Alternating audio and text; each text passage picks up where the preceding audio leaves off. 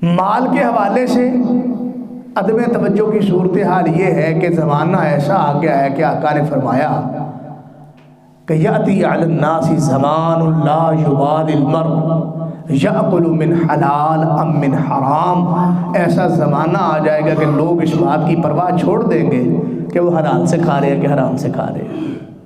सिर्फ ये ही रस रह जाएगी, आना चाहिए, आना चाहिए, जायज़ है, नाजायज़ है, सही है, गलत है। हालांकि बंदा सोचे कल क़यामत के दिन बाकी जो सवाल होने हैं माल के मुतालिक, दो सवाल होने हैं। मिन ऐना इक्तसबा, कहाँ से कमाया था भाई। हम समझते हैं कमाने में भी हम आज़ाद है और ख़र्च करने में भी हम आज़ाद है। हालांकि ना हम कमाने में आज़ाद हैं ना ही हम खर्च करने में आज़ाद हैं।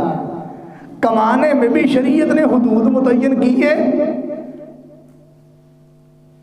कि कमाना कैसे, जुल्म से नहीं कमाना, ज़्यादती से नहीं कमाना, चोरी करके नहीं कमाना, डाका डाल के नहीं कमाना। सारी दुनिया भी डाके डालने लग जाए तो डाका किसी के लिए जायज़ हो जाता नहीं। सारी दुनिया चोरी करने लग जाए, चोरी जायज़ हो जाती नहीं। तो फिर सारी दुनिया फ्रॉड करती है तो हम भी क्यों फ्रॉड करने लग जाते हैं। सारी दुनिया सूद खाती है, हम भी क्यों सूद खाने लग जाते हैं। सारी दुनिया रिश्वत लेती है, हम भी क्यों रिश्वत लेने लग जाते हैं। जैसे डाका हलाल नहीं है ऐसे सूद और दगा भी हलाल है नहीं। आप हैरान होंगे, धोखा इस हवाले से शरीयत इतनी हसास है। अल्लाह के रसूल सल्लल्लाहु अलैहि वसल्लम एक दिन गल्ले की मंडी में तशरीफ़ ले गए। वहाँ ढेर पड़ा हुआ था। जैसे आप जानते हैं ये जब मुंजी का सीज़न होता है तो हमारी जो गल्ला मंडी है मुंजी के ढेर लगे होते हैं। गंदम का सीज़न हो तो गंदम का ढेर लगा होता है। अल्लाह के रसूल सल्लल्लाहु अलैहि वसल्लम गए तो वहाँ गंदम का ढेर लगा हुआ था। इमामुल अंबिया ने यूँ करके ऐसे करके हाथ डाला दाने चेक करने के लिए। जैसे हम तो ऐसे करके मुट्ठी फड़ के दाने वेखी दे। तो अल्लाह के रसूल ने जब दाने उठाए तो आका के हाथों को ना तरी लगी, तरावट। अल्लाह के रसूल ने बाहर खींचा तो वो दाने हल्के से गीले थे। अल्लाह के रसूल ने पूछा मा हाज़ा या साहिब अत्ताम, ए खाने वाले ये क्या है, ए गंदम फरोश ये क्या है। उसने कहा अल्लाह के रसूल ये ढेर पड़ा हुआ था, रात इसी तरह खुला पड़ा था, बारिश हो गई तो मैंने ये किया कि इसे पलटा दिया, खुशक नीचे से ऊपर कर दी और ऊपर वाली गीली क्या कर दी। और आप ये समझते हैं कि एक रात की बारिश से या गंदम के भीगने से उसकी क्वालिटी में कोई फर्क नहीं पड़ता। गंदम की क्वालिटी में भीगना दानों का ये नकस नहीं है, क्योंकि पानी तो जज़ब नहीं करते हल्की फुल्की बारिश है। लेकिन अल्लाह के रसूल ने फरमाया भाई इस तरह ना बेच, ये गीले दाने अलग रख और खुशक अलग रख। और साथ फरमाया मन गश्शा फलैसा मिन्ना, जो धोखा देता है जो मिलावट करता है उसका हमारे साथ कोई ताल्लुक नहीं है। हमारे यहाँ फ्रूट बेचने वाले गंदा सा फ्रूट अपने सामने, गंदे टमाटर अपने सामने, गंदे प्याज अपने सामने, तो बाहर वाले गाहक वाले पासे कपड़ा बेचने वाला है ऐप वाली चीज़। छोटी छोटी ये चीज़ें हम इसका ख्याल करते हैं, ये हम कमा रहे हैं ना। और कहते क्या है जी सारे जो करी जाते हैं जायज़ हो गया, फिर सारे लड़के डाके मारने लग पाइए हैं। रोज़ शामी शादी नमाज पढ़ी नाल कुबाज रात को लुगा होंदा है ते अगे चौक च पिस्तौल लैके खलो गया, साध अल्ताफ निकलिया ते कन पढ़ी ते रगड़े लिया भी पैसे पड़ा, जायज़ हो जाएगा।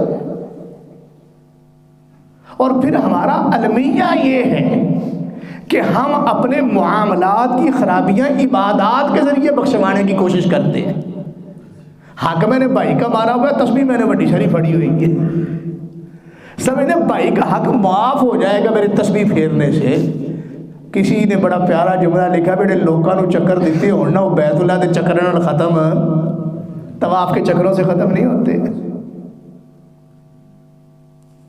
मैं नहीं ना एक तसला कहाँ से कमाया है, और फिर आ गई खर्च की बारी। हम कहते हैं साडा रिज़्क साडी मर्जी। वो क्या वो लफ्ज़ बोला करते थे, मेरी वो एक स्लोगन आया था वो आज़ाद ख्याल खातीन की तरफ से, मेरा जिस्म मेरी मर्जी।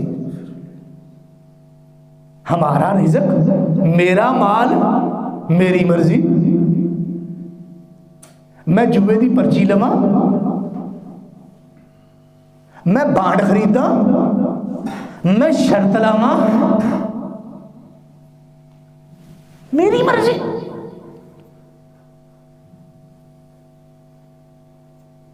नहीं भाई, अल्लाह ने इतना तो आज़ाद नहीं छोड़ा। या शबुल इंसान हुई उतर का सुधा, इंसान ये समझता है कि उसे बेमुहार छोड़ दिया गया है। वो तो पूछेगा बता कहाँ खर्च किया था।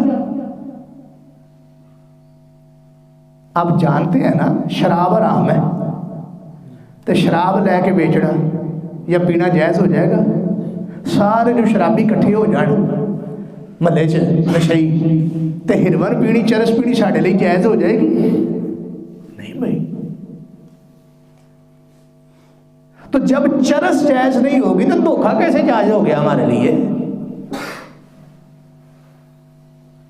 खर्च भी अल्लाह की मर्जी से करना है। अल्लाह ने हुदूद मुकर्रर की है, कुलू वशरबू वला तुसरिफू।